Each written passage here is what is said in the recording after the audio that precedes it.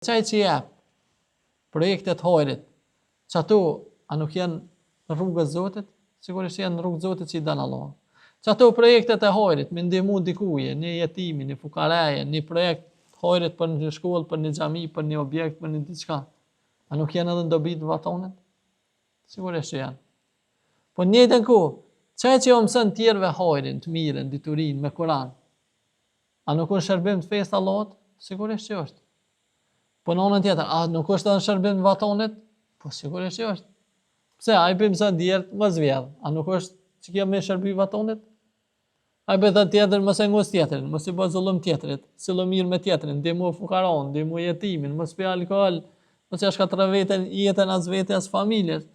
Mos u merr me kumar, mos u merr me drogë, me vrasje, a nuk është që kjo ndihmë? A nuk është që kjo patriotizëm, a nuk është ndihmë shërbim vatonit? Sigurisht është edhe në shërbim të fesë Allahut, edhe shërbim vatonit. E si ti personi, a nuk do të me xhelozu? Po thujmë gjithherë, xhelozi njëm të përmend që me thonë, apo bën filoni po, unë çka kam që s'baj. Pa i ka senet më mirë, ka qikun ta, ma muna dhoni të qka? Po, adhone, të mununa me bo, se të cëllim me mundësit e veta. Zoti kërkan, se nga ngarkon për te mundësive të veta.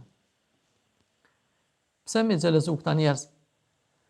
Sepse xhelozia ndaj tyre na motivon për vepra të mira.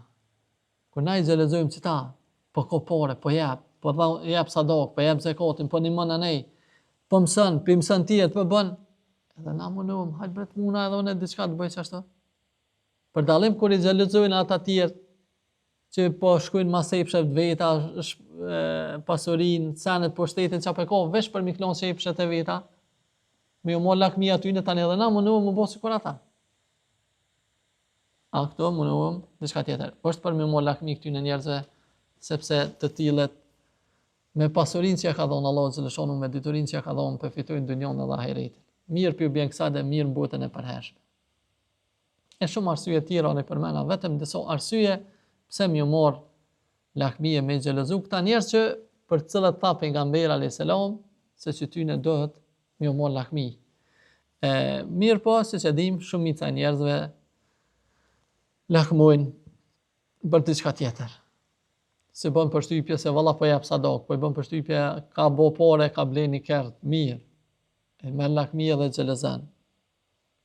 Ose ka bo një shtëpi të mirë, ose rroba, ose famë, ose shëtitje, o knaq anej. Që edhe këtu nëse janë halal, nuk ka problemi.